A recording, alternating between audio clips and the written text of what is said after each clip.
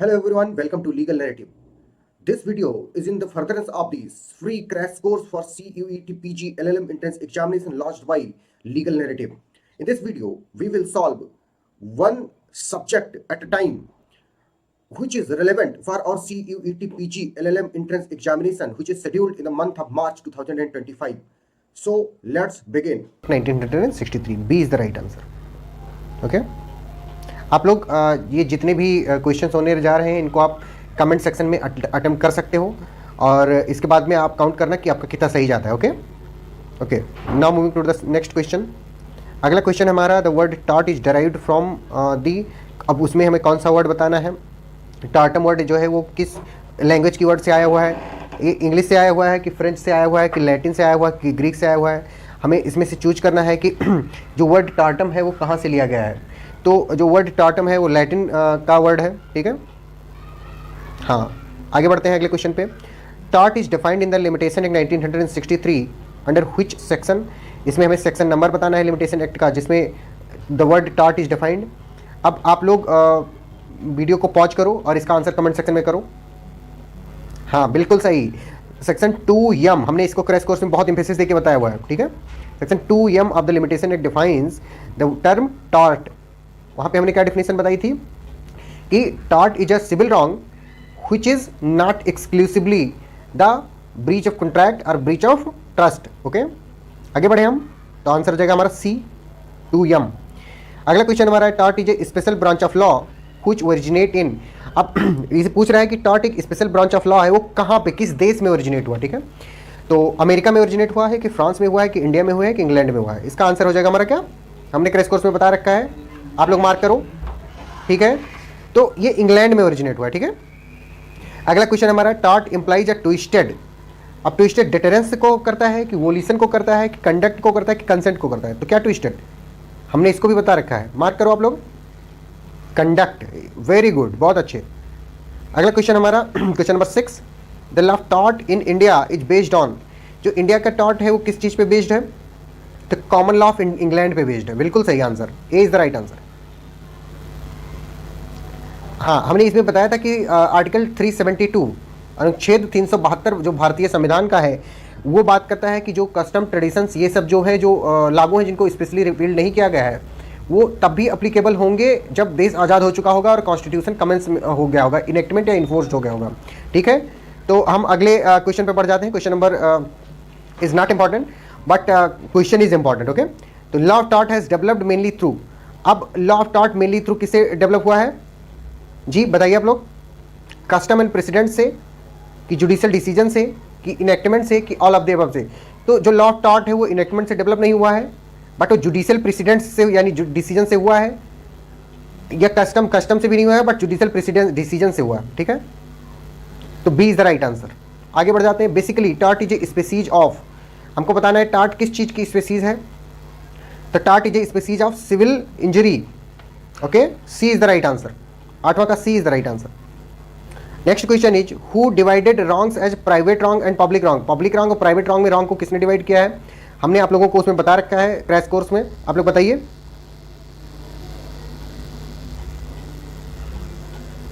जी बिल्कुल Blackstone is the right answer. Blackstone is the right answer. अगले question पे हम बढ़ जाते हैं.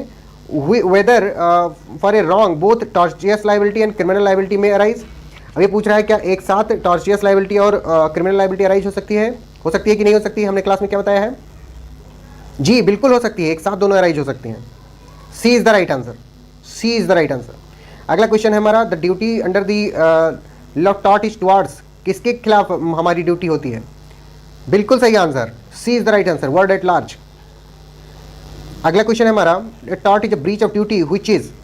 अब ये किसके द्वारा इम्पोज की जाती है. Whether it is imposed by law और इम्पोज्ड बाय द पार्टीज और इम्पोज्ड बाय पीनल लॉ और imposed by society.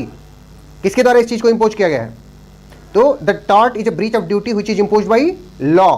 B is the right answer. Next question is tort is a violation of. Tort किस चीज का violation है. अब हमें इसमें आंसर मार्क करना है. हमने क्रैश कोर्स में अपने बताया हुआ है. आप लोग इसको आंसर करो. हाँ वीडियो पॉज करो. बिल्कुल. हाँ बिल्कुल सबका सही आंसर. बिल्कुल B is the right answer. अगले क्वेश्चन पे बढ़ जाते हैं। अगला क्वेश्चन है हमारा, which one of the following is not an objective of the law of torts.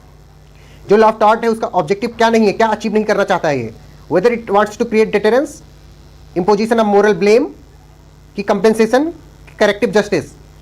तो ये डिटरेंस बिल्कुल क्रिएट करना चाहता है, कंपेंसेशन, बट ये मोरल ब्लेम नहीं लगाना चाहता है। तो क्या आंसर हो जाएगा हमारा, B is the right answer. ठीक है, अगले क्वेश्चन पे हम बढ़ जाते हैं। लिखा to constitute a tort, question है हमारा टू कॉन्स्टिट्यूट अ टॉर्ट, हमें आंसर मार्क करना है। A option is there must be some act और omission on part of a defendant. Number B is the act और omission should result in violating of legal right vested in a plaintiff. बिल्कुल सही answer, सबका सही है, बिल्कुल सही, C is the right answer, दोनों है, both A and B. The next question is which statement is correct for an act of tort. अब इसमें हमें बताना है कि एक्ट ऑफ टॉर्ट क्या होता है, सिविल रॉन्ग होता है, क्रिमिनल रॉन्ग होता है, कि क्या होता है बेटा बताओ। बिल्कुल ऑल ऑफ द अबव, सब कुछ सही है, बहुत अच्छे। अगला क्वेश्चन है हमारा, tortious liability arises from the breach of duty primarily fixed by law. This duty is towards the persons generally and its breach is redressable by an action for unliquidated damages. किस jurist ने इस बात को बोला है, Winfield ने बोला है, पोलाक ने बोला है, सलमन ने बोला है, कि किसी ने नहीं बोला है। हाँ बेटा बताओ, कमेंट सेक्शन में सब लोग वीडियो पॉज करके आंसर करेंगे। बिल्कुल बहुत अच्छे, विनफील्ड ने बात बोली है, बहुत बढ़िया बहुत बढ़िया।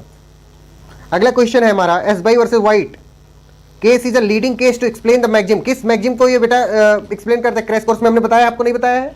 हाँ बिल्कुल बहुत अच्छे, तो मार्क कीजिए, बिल्कुल सही, इंजूरिया साइन डेमनो, बिल्कुल सही, करेक्ट आंसर। अगले क्वेश्चन पे हम बढ़ जाते हैं। इंजूरिया साइन डेमनम मीन्स, इसमें हमें इस जो मैगजिम है इसकी मीनिंग बतानी बेटा। तो क्वेश्चन नंबर इज 19 का क्या मार्क करोगे, इंजूरिया साइन डेमनम मतलब, हाँ बिल्कुल सही answer, infringement of private legal right without damage और loss, A is the right answer. अगले क्वेश्चन पे हम बढ़ जाते हैं। उबी जस इबी रेमेडियम का मतलब क्या होता है बेटा, हाँ बिल्कुल, when there is a no wrong without a remedy, बिल्कुल सही आंसर, बिल्कुल सही। when there is a right there is a remedy, ubi jus ibi remedium, okay बिल्कुल सही। Next question is damnum sine injuria is a Latin maxim which means, इसका मतलब क्या बेटा, damage caused to plaintiff without legal injury, बिल्कुल सही, B is the right answer. Next question is Gloucester grammar school case explain the principle of, इसमें हमने आपको coaching का एग्जांपल दिया था, याद है, बिल्कुल सही। तो इसका आंसर क्या हो जाएगा हमारा, डेमनम साइन इंजूरिया, बिल्कुल। अगला क्वेश्चन है, principal of ubi jus ibi remedium was recognized for the first time in the case of Ashby versus White, Ashby versus White. अगला क्वेश्चन है हमारा, the principle of ubi jus ibi remedium was recognized in the case of, किसमें, Ashby versus white. अभी पिछला question और ये same है, बिल्कुल ठीक। The propounder of pigeon whole theory is, हमने क्रैश कोर्स में देखा था, कौन प्रोपाउंड किया इसको, सलमन ने किया। Next question is which one of the following case explains the maxim injuria sine damnum, कौन है, तो Bhim Singh versus state of Jammu and Kashmir, ये एमएलए वाला केस है, आप लोगों ने उस समय सही बताया था जब हम डिस्कस कर रहे थे क्रैश कोर्स में इस चीज को, ठीक है। आगे बढ़ते हैं, question number 27, who among the following holds that there is no law of tort but there is a law of torts, यही है पिजन होल थ्योरी। किसने बोला है ये बात, यस बिल्कुल सही, सलमन ने बोला है।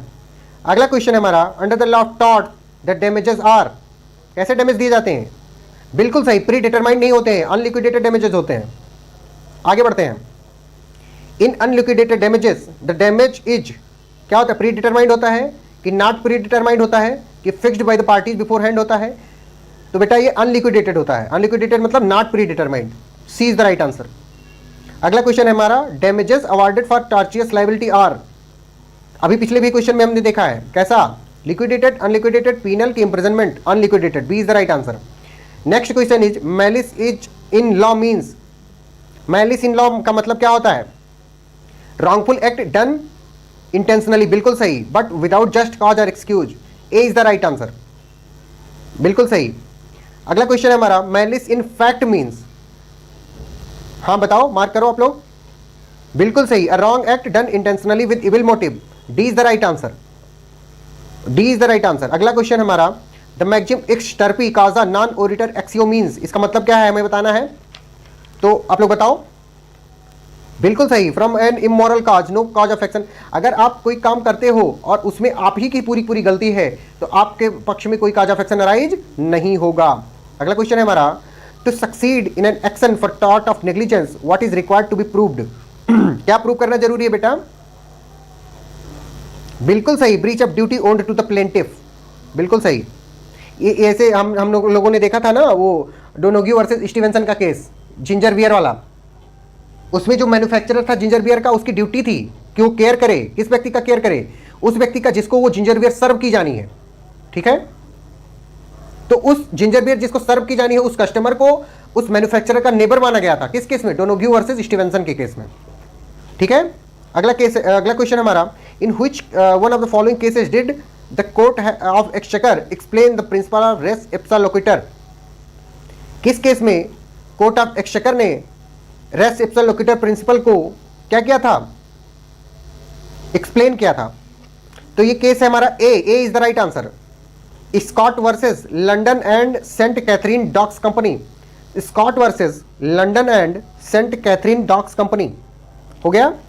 अगला क्वेश्चन है हमारा, if the plaintiff has a right he must of necessity have a means to vindicate the and maintain it and a remedy if he is injured in the exercise of enjoyment of it, and indeed it is a vain thing to imagine a right without a remedy, for what of right and want of a remedy are reciprocal.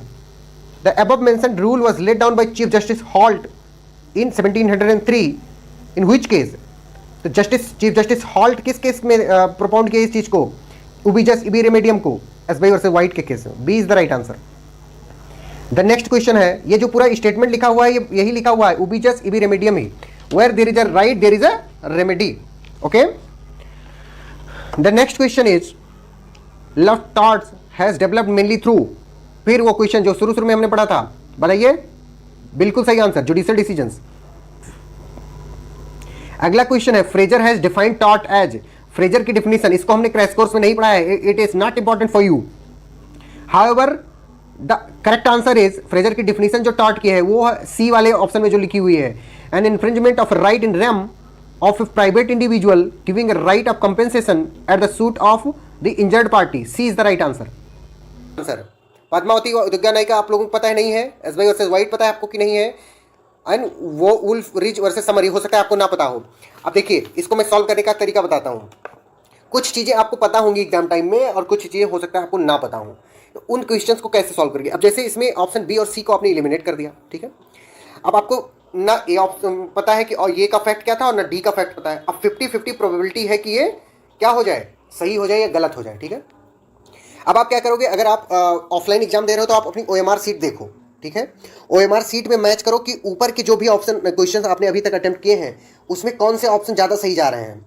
अगर B, मान लीजिए कि आपका ये question number 5 है, ठीक है, मान लीजिए सपोज कि ये क्वेश्चन नंबर आपका 5 है और इसके पहले क्वेश्चन नंबर 3 और क्वेश्चन नंबर 4 को जो आपने सॉल्व किया तो उसका ऑप्शन क्या आ रहा था, बी आ रहा था, और 4 का भी बी आ रहा था। 3 और 4 का क्या ऑप्शन आ रहा था, बी। 3 का भी बी आ रहा था, 4 का भी बी आ रहा था, ठीक है। और 5th वाले क्वेश्चन का आपको आंसर नहीं पता है। 5th वाले के लिए आपने 2 ऑप्शन एलिमिनेट कर दिए कि बी और सी नहीं होगा।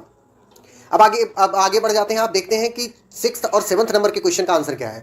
अब उसमें आपने देखा 6th का ए आ गया और 7th का बी ए आ गया। तो आप क्या कीजिए कि 6th और 7th के कंटिन्यूएशन में पीछे आकर के 5वें क्वेश्चन का ऑप्शन ए मार्क कर दीजिए, ठीक है।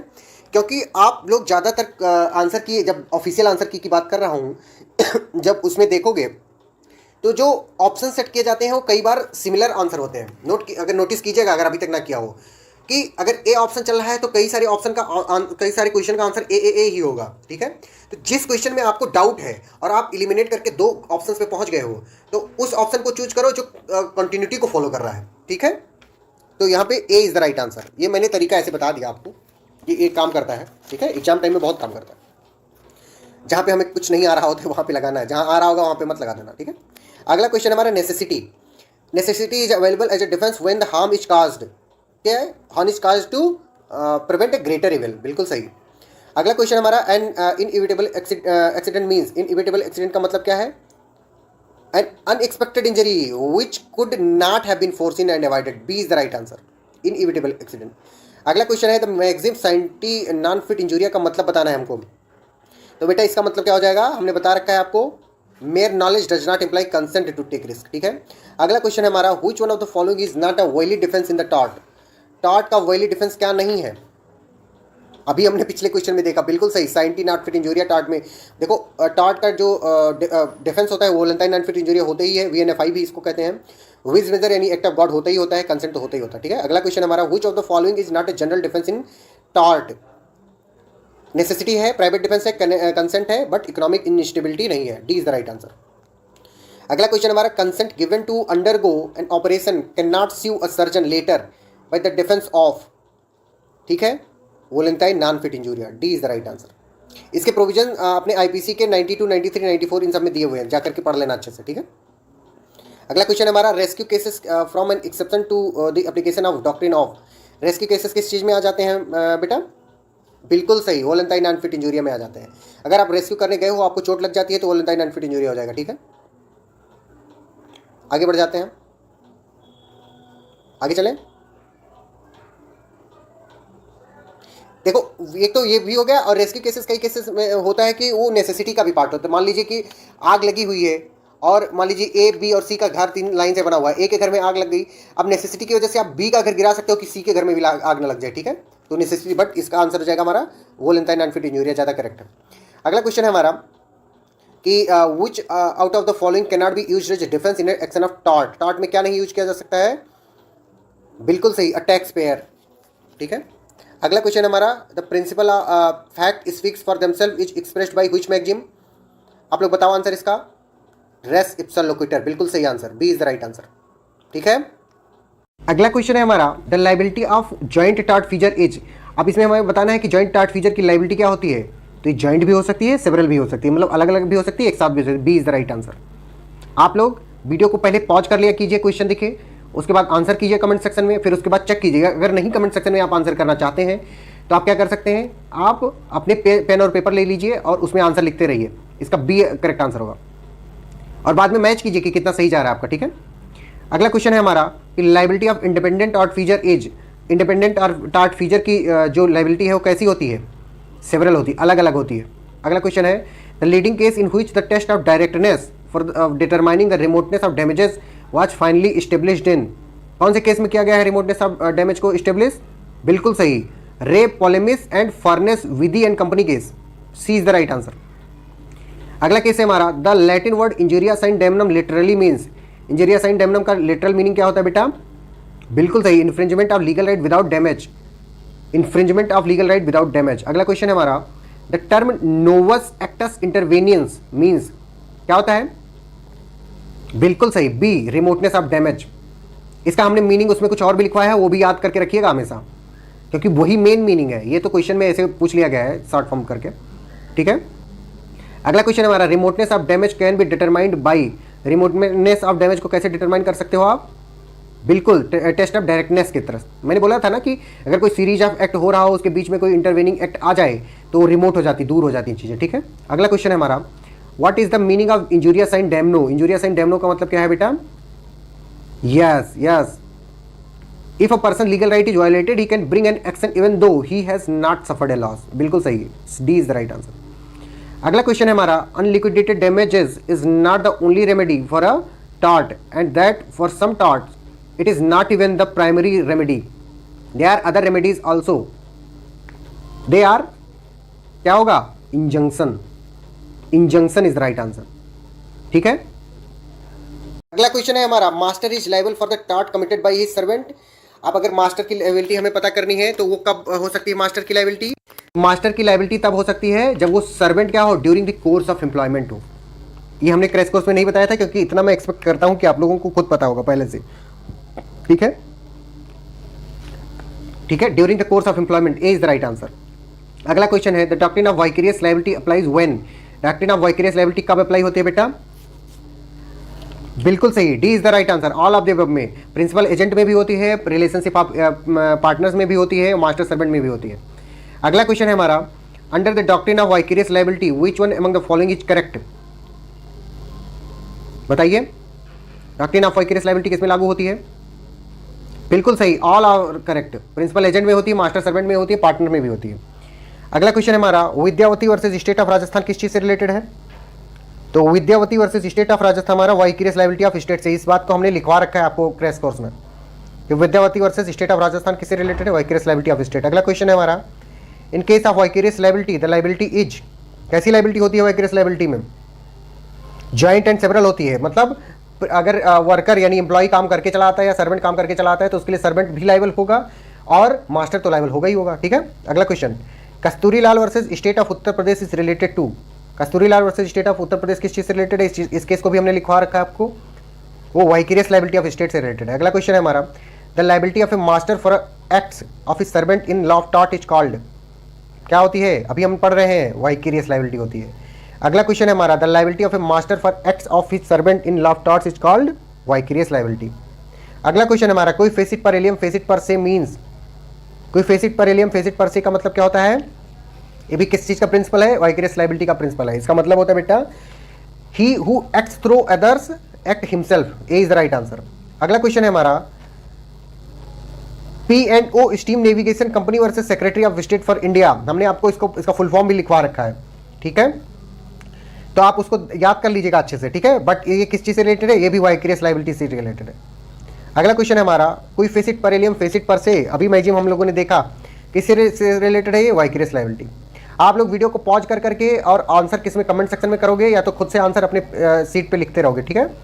अगला क्वेश्चन है हमारा, the case of Ratlam municipality versus Vardhi Chand is related to, तो Ratlam municipality versus Vardhi Chand is related to tortious liability of municipal corporation, C is the right answer, tortious liability of municipal corporation. अगला question है हमारा, द मैक्सिमम रेस्पॉन्डिएट सुपीरियर होना चाहिए, यहाँ पे spelling mistake हो गई है, रेस्पॉन्डिएट सुपीरियर होता है, इसका मतलब होता है कि जो प्रिंसिपल होता है या मास्टर होता है या मालिक होता है, जो भी होता है, जो सुपीरियर होता है कुल मिला के वो रिस्पॉन्सिबल होता है। तो इसमें क्या आंसर हो जाएगा हमारा? बिल्कुल सही, सर्वेंट कैसे लायबल हो जाएगा? प्रिंसिपल भी हेल्ड रिस्पॉन्सिबल फॉर किसके एक्ट के लिए? एजेंट के एक्ट के लिए। अगला question, case of Kasturi Lal versus state of UP किस चीज से रिलेटेड है? बिल्कुल सही, वाइकेरियस लायबिलिटी ऑफ स्टेट, अभी हमने पीछे भी देख रखा है। The rule of strict liability was propounded bye, justice का नाम बताना है मैम, जस्टिस का नाम बताना है मैम, बताइए आप लोग कौन से जस्टिस थे? बिल्कुल सही, जस्टिस ब्लैकबर्न ने जो रायलैंड वर्सेस फ्लेचर का केस था उसमें स्ट्रिक्ट लायबिलिटी का केस उसको प्रोपाउंड किया, किसने? जस्टिस ब्लैकबर्न ने। अगला क्वेश्चन है हमारा कि rule of strict liability was laid down in which case, अभी हमने पिछले ही अपने क्वेश्चन में देख लिया, किसमें? रायलैंड वर्सेस फ्लेचर में। अगला क्वेश्चन है, the case of Rylands versus Fletcher has laid down the principle of कौन सी? Strict liability of land owner. अगला question, the rule of strict liability is contained in किसमें? Rylands versus Fletcher. अगला question है हमारा, the rule of strict liability is not applicable when the escape is due to act of God, mistake से होगा, negligence होगा, inevitable तब होगा, but इसके एक्ट ऑफ गॉड क्या है? उसका एक्सेप्शन है, किसका? स्ट्रिक्ट लायबिलिटी का। अगला क्वेश्चन है हमारा, which out of the following does not constitute an exception to the rule of Rylands versus Fletcher, कौन सा एक्सेप्शन नहीं है? Poor condition of the land, D is the right answer.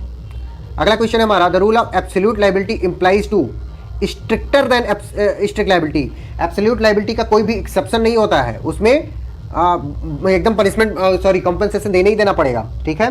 Strict liability के बहुत सारे क्या होते हैं, क्या कहते हैं उसे? एक्सेप्शंस होते हैं, ठीक है, C is the right answer. अगला क्वेश्चन है हमारा कि in which case the principle of absolute liability was laid down, किस केस में principle of absolute liability laid down किया गया था? तो MC Mehta versus Union of India 1987, MC Mehta versus Union of India 1987। अगला केस है हमारा, which of the following is an essential ingredient of to establish strict liability of dependent, strict liability of dependent establish करने के लिए कौन सा essential ingredient है? बिल्कुल सही, D is the right answer. Non natural use of land होना चाहिए और स्केप आप क्या हो जानी चाहिए? उस डेंजरस थिंग का जिसको यूज करने के लिए वो नॉन नेचुरल हो रहा है। अगला question, the liability of the owner of the cattle for cattle trespass act is 24 का क्या हो जाएगा हमारा आंसर?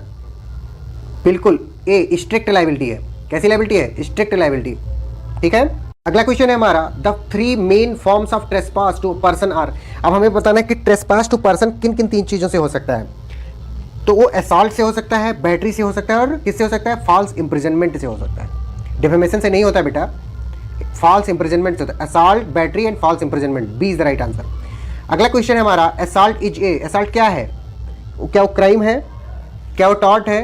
क्या crime as well as tort है कि नन ऑफ द अबव है? बताइए आप लोग। बिल्कुल सही आंसर, दोनों है, क्राइम भी है टॉर्ट भी है। अगला क्वेश्चन है हमारा, to spit at a person deliberately is actionable as the tort of. किसी के ऊपर थूक देना क्या है? बैटरी है, क्योंकि उसके हम बॉडी को टच कर रहे हैं, कि चाहे थूक से ही क्यों ना कर रहे हो। अगला क्वेश्चन है हमारा, false imprisonment means. False imprisonment का बेटा मतलब क्या है, ये हमें बताना है। तो फॉल्स इंप्रिजनमेंट का क्या मतलब है? A total restaurant. इंप्रिजन मतलब चारों तरफ से उसको कहीं आने जाने की क्या हो, व्यवस्था ना हो, तो उसे क्या कहेंगे? फॉल्स इंप्रिजनमेंट कहेंगे। C is the right answer. Total restraint of a person's liberty without lawful justification को क्या मतलब होता है? False imprisonment. अगला क्वेश्चन है हमारा, for the tort of false imprisonment there should be. क्या होना चाहिए उसके लिए? बताइए आप लोग।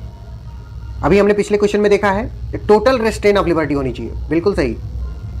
अगला क्वेश्चन है हमारा, tort of intimidation was propounded in. किस केस में टार्ट ऑफ इंटिमिडेशन प्रोपाउंड किया गया था? इस चीज को हमने अपने क्रैश कोर्स में नहीं बताया हुआ है, आप लोग नोट डाउन कर लीजिए अपने कॉपी पेन पे, जो भी जहां भी नोट्स बना रखे हों।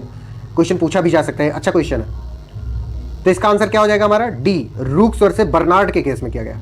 इसमें रूक्स वर्सेस बर्नार्ड के केस में टार्ट ऑफ इंटिमिडेशन को प्रोपाउंड किया गया। टार्ट ऑफ इंटिमिडेशन प्रोपाउंड किया गया रूक्स वर्सेस बर्नार्ड के केस में। D is the right answer, ठीक है। अगला क्वेश्चन हमारा पूछ रहा है कि नुइसेंस इज। नुइसेंस क्या है? नुइसेंस के बारे में बताना है हमें। Exactly, nuisance is an activity. D is the right answer. Nuisance is an activity on an occupier's property that unreasonably interferes with the neighbor's right to the enjoyment of his her own property. D is the right answer. किसी दूसरे के property से interfere करना मतलब अपने अगर खेत में अपने घर पे आप धुआं कर दे रहे हो और वो सांस लेने में उनको तकलीफ दे रहा है आपके पड़ोसी को, तो क्या हो जाएगा बेटा? वो नुइसेंस हो जाएगा। आप मान लीजिए कि आपका घर एक लोकेलिटी में बना हुआ है और वहीं पे ला करके आप आटा चक्की लगा देते हो। राधे श्याम और गुरु प्रसाद का केस हम लोगों ने देखा था। तो आटा चक्की लगा दिया आपने, खट खट खट खट दिन रात चलता रहता है। तो उससे क्या प्रॉब्लम हो जाएगी? लोग डिस्टर्ब हो जाएंगे, उनकी स्लीप साइकिल खराब हो जाएगी, ठीक है, उनका मेंटल पीस खत्म हो जाएगा। तो क्या हो गया? नुइसेंस हो गया। D is the right answer. D is the right answer. अगला क्वेश्चन है, nuisance as a tort was defined as unlawful interference with a person's use or enjoyment of land or some right over और in connection with it. किसने ये बात define की है? Exactly Winfield ने define की है, क्योंकि विनफील्ड ने लॉ ऑफ टार्ट बताया और सलमान ने बताया लॉ ऑफ टार्ट्स, ठीक है। लॉ ऑफ टार्ट मतलब बहुत सारे हेडिंग हो सकते हैं, मतलब कोई भी चीज़ जो ब्रीच ऑफ कॉन्ट्रैक्ट या ब्रीच ऑफ ट्रस्ट नहीं है तो क्या है? टार्ट है। लेकिन as per Salman law of tarts हो सकता है, कोई जो pre determined head of tart है सिर्फ वही हो सकते हैं, अगर वो इनके इसेंशियल इंग्रेडिएंट फुलफिल होते हैं तो टार्ट है, अदरवाइज वो नहीं है, ठीक है। अगला क्वेश्चन है हमारा, to constitute the tort of nuisance the essentials are. हमें इसेंशियल बताना है कॉन्स्टिट्यूट करवाने के लिए। बिल्कुल all of the above. Unreasonable interference होना चाहिए, interference with the enjoyment of land होना चाहिए और डैमेज होनी चाहिए उससे, ठीक है। अगला question, unlawful interference with persons use or enjoyment of land or some right over in or connection with it is known as tort of nuisance. बिल्कुल सही। अगला क्वेश्चन है, नुइसेंस कैन बी। नुइसेंस किन तरीके का हो सकता है? पब्लिक नुइसेंस हो सकता है कि नहीं हो सकता? प्राइवेट न्यूसेंस हो सकता है कि नहीं हो सकता? सी, बोथ हो सकता है कि नहीं हो सकता? बोथ होता है, पब्लिक भी होता है प्राइवेट भी होता है। C is the right answer. अगला क्वेश्चन है हमारा, which of the following remedies are available in an action in the tort of nuisance. Tort of nuisance में कौन कौन सी रेमेडीज अवेलेबल हैं? अबेटमेंट अवेलेबल है। अबेटमेंट मतलब किसी चीज़ को वो कर देना, माफ कर देना। अवेलेबल है कि नहीं अवेलेबल है? इंजंक्शन ग्रांट किया जा सकता है कि नहीं किया जा सकता? हाँ किया जा। इंजंक्शन मतलब किसी चीज़ को रोक देना, ठीक है। आपको बुखार होता है, आपके बुखार को रोकने के लिए क्या लगा दिया जाता है? इंजेक्शन लगा देते हैं, रुक जाता है, ठीक है। इंजेक्शन दो प्रकार के होते हैं, एसआरए में पढ़ाया जाता है। एसआरए मतलब स्पेसिफिक रिलीफ एक्ट, उसमें परमानेंट इंजेक्शन, टेम्पोररी इंजेक्शन, इन सब की बात की गई है, ठीक है। और स्पेसिफिक रेस्टिट्यूशन हो सकता है कि तो ये नहीं हो सकता है। एक्शन फॉर डैमेजेस हो सकता है, तो A is the right answer. अगला क्वेश्चन है हमारा, which of the following is a defence to the tort of nuisance. Tort of nuisance का जो डिफेंस है बेटा वो क्या है? प्रेस्क्रिप्शन है, स्टैट्यूटरी अथॉरिटी है कि बोथ है कि नन है? तो बोथ है, प्रेस्क्रिप्शन भी है और स्टैट्यूटरी अथॉरिटी तो है ही, ठीक है। C is the right answer, okay. अगला क्वेश्चन है हमारा, the standard of care required on the part of defendant in the tort of negligence is of. Tort of negligence में स्टैंडर्ड ऑफ केयर कैसी रिक्वायर्ड है? बिल्कुल सही, highly skilled person की बेटा नहीं रिक्वायर्ड होती है, ठीक है, वो एक रीजनेबल एंड प्रूडेंट पर्सन की required. C is the right answer. अगला क्वेश्चन है हमारा, in the wrong of negligence there is a breach of. क्या ब्रीच होता है नेग्लिजेंस के? उसमें बिल्कुल लीगल ड्यूटी का ब्रीच होता है of the defendant. Of the defendant नहीं, एग्जैक्टली ऑफ द डिफेंडेंट। और राइट किसका इन्फ्रिंज होता है? प्लेंटिफ का। अगला क्वेश्चन है हमारा, the rule regarding principle of negligence was laid down in which case, किस केस में रूल रिगार्डिंग नेग्लिजेंस को लेड डाउन किया गया है, हमने आपको क्रैश कोर्स में पढ़ाया है, Donoghue versus Stevenson, D B is the right answer. अगला क्वेश्चन है हमारा, negligence is culpable carelessness, negligence जो है कल्पेबल मतलब सजा पाने लायक, मतलब कल्पेबल मतलब होता है कि खराब, ठीक है, गिल्टी, ठीक है। ये किसने बोला है negligence is a culpable carelessness? जी बिल्कुल सही, सलमान ने बोला है। अगला question, in Donoghue versus Stevenson the duty of manufacturer was fixed towards, किसके टुवर्ड्स फिक्स की गई है डोनोग्यू वर्सेस स्टीवेंसन की? बिल्कुल सही, अल्टीमेट कस्टमर, जो अल्टीमेट कंज्यूमर होगा उसके खिलाफ। अगला क्वेश्चन हमारा, which of the following cases establish the civil tort of negligence and obliged manufacturers to have a duty of care towards their customer? Donoghue versus Stevenson, B is the right answer. अगला question, the doctrine of res ipsa loquitur was applied by the supreme court in which case? बिल्कुल सही, आप जितने लोगों ने भी D answer मार किया सबका सही है, D is the right answer.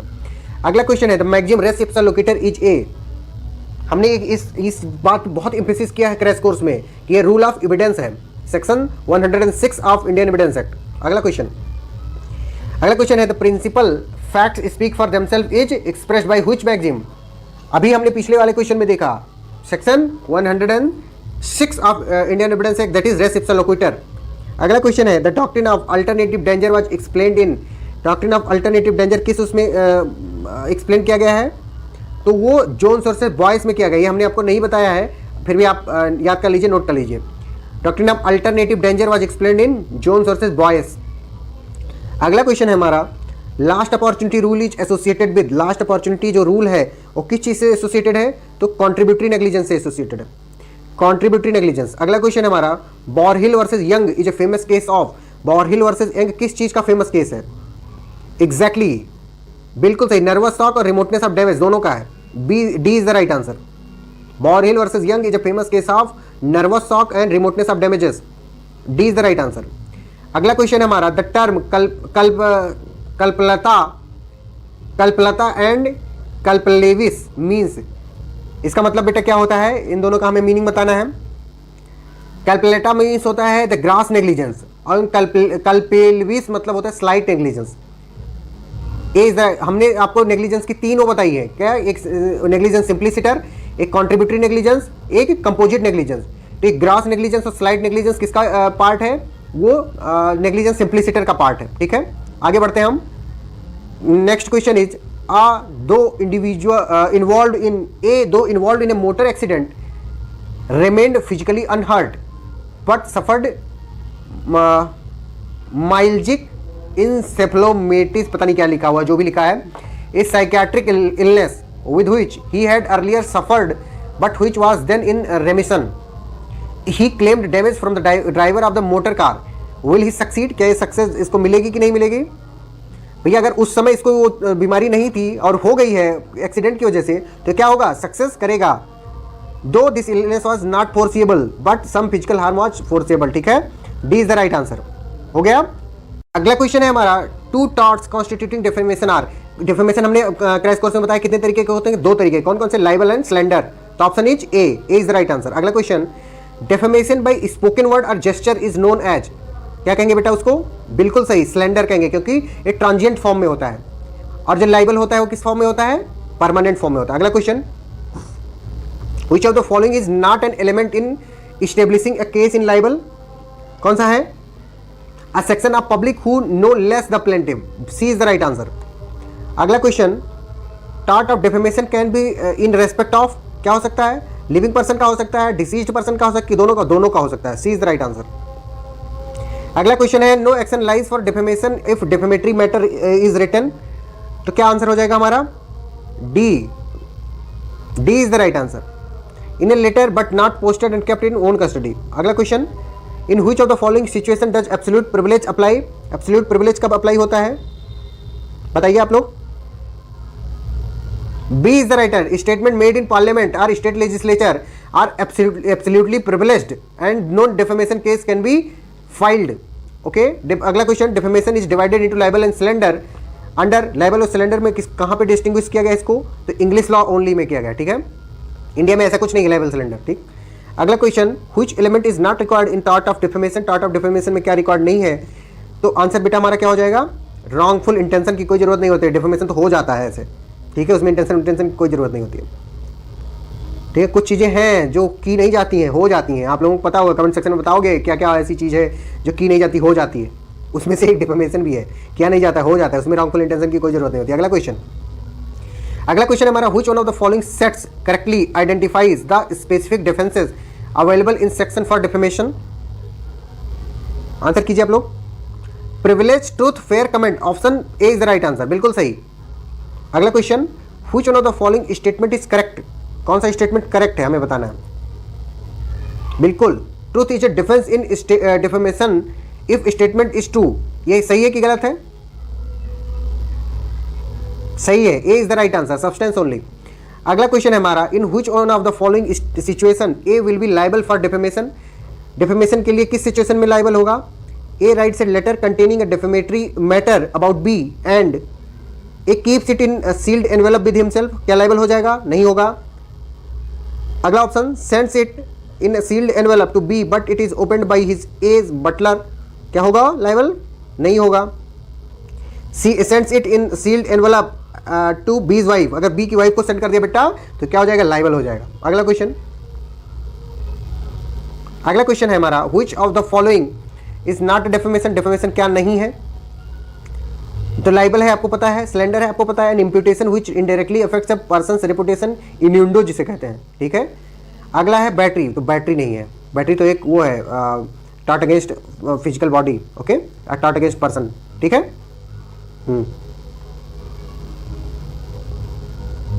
अगला क्वेश्चन है हमारा, मैलिशियस प्रोसिक्यूशन कंसिस्ट्स इन, अब पूछा जा रहा है इसमें मैलिशियस प्रोसिक्यूशन में कंसिस्ट क्या क्या होता है, ठीक है।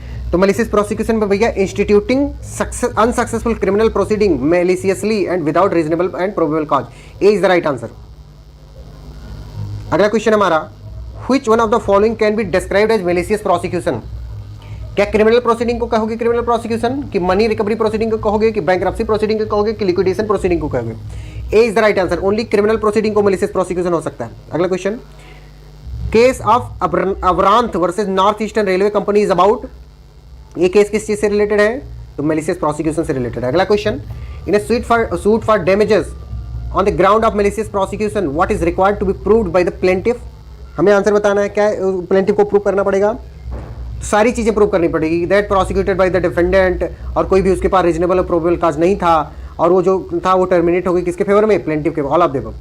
अगला क्वेश्चन है हमारा, action for trespass can be brought by a person, कब किया जाएगा ट्रेसपास का एक्शन? कौन ब्रॉट कर सकता है? पजेसर आल्सो भी, ठीक है, और ओनर जो भी है, दोनों, ठीक है, D is the right answer. अगला क्वेश्चन हमारा, principle of trespass to property constitute of, principle of trespass of property क्या कॉन्स्टिट्यूट करती है? बिल्कुल सही, unjustifiable physical encroachment of one person's land, A is the right answer. अगला question है हमारा, trespass to land is a wrong, ठीक है, रॉन्ग अगेंस्ट क्या है? ट्रेसपास क्या है? रॉन्ग अगेंस्ट, बताइए बताइए। बिल्कुल सही, अगेंस्ट पजेशन है। अगला question, which of the following is remedy for the trespass of land? Trespass of land की रेमेडी क्या है? बिल्कुल सही, all of the above. Re entry करोगे, एक्शन फॉर इजेक्टमेंट लाओगे, एक्शन फॉर मीन प्रॉफिट दोगे, इसे मेसने प्रॉफिट नहीं कहते, मीन प्रॉफिट कहते हैं, ओके, हो गया। अगला question, the maxim scienti non fit injuria का मतलब बताना है हमें। इसका मतलब आप लोगों को मैं बहुत बार बता चुका हूं, फिर भी बता देता हूं, mere knowledge does not imply consent to take risk. अगला क्वेश्चन, ये स्टोन क्वेरी केस वाला था इसमें, ठीक है। अगला question, even if the harm to the plaintiff has been caused maliciously no action can lie for the same unless the plaintiff can prove that he has suffered legal injury.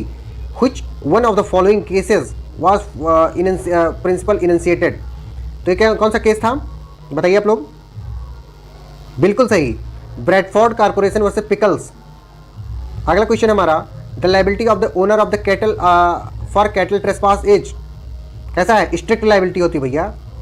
अगला question, trespass to goods is, trespass to goods किसकी होगी? बिल्कुल सही, actionable per se होगी। Trespass to goods is actionable per se. So my friends, I hope